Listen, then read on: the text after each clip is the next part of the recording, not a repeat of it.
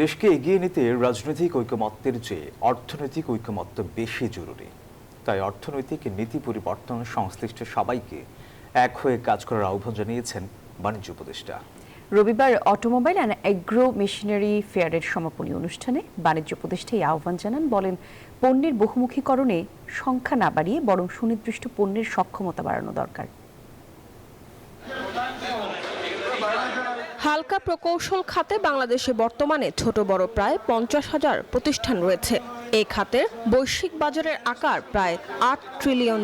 স্থানীয় বাজার $12 বিলিয়ন হলেও দেশীয় উৎপাদকরা পূরণ করতে পারছেন অর্ধেক চাহিদা। বাংলাদেশে আর কিভাবে এই লাইট ইঞ্জিনিয়ারিংকে গ্রোথ নিয়ে আসা যায়, কেন লাইট ইঞ্জিনিয়ারিং নিয়ে আমরা এত চিন্তা করছি বা ভাবছি?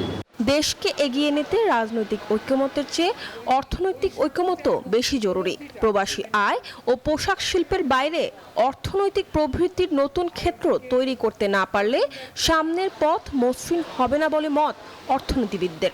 শুধু যে ঐকমত্যের যে আলোচনার সমাধান তা নয়, শুধু যে আরেকটা স্ট্র্যাটেজিক পরিকল্পনা তা নয়। বাছাই করা আলু আর স্পাইসি সিজনিং এ প্রাণ পোটাটা চিপস নাকি বিস্কিট খেয়ে বুঝে নাও। এলডিসি গ্র্যাজুয়েশন হবে কি হবে না সেই বিতর্কের অবসান তা নয়। আজকে সবচেয়ে বড় প্রয়োজন হচ্ছে একটা ন্যাশনাল মুড তৈরি করা।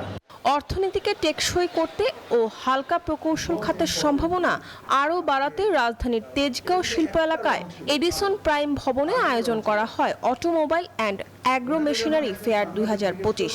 2 দিন ব্যাপী এ মেলার সমাপনী ঘোষণা করেন বাণিজ্য উপদেষ্টা। বলেন, উদ্যোগে অনিচ্ছা ও বিনিয়োগ বাধার কারণে গার্মেন্টস শিল্প ছাড়া অন্য কোনো খাত মার্কিন শুল্ক ছাড়ের সুবিধা নিতে পারেনি।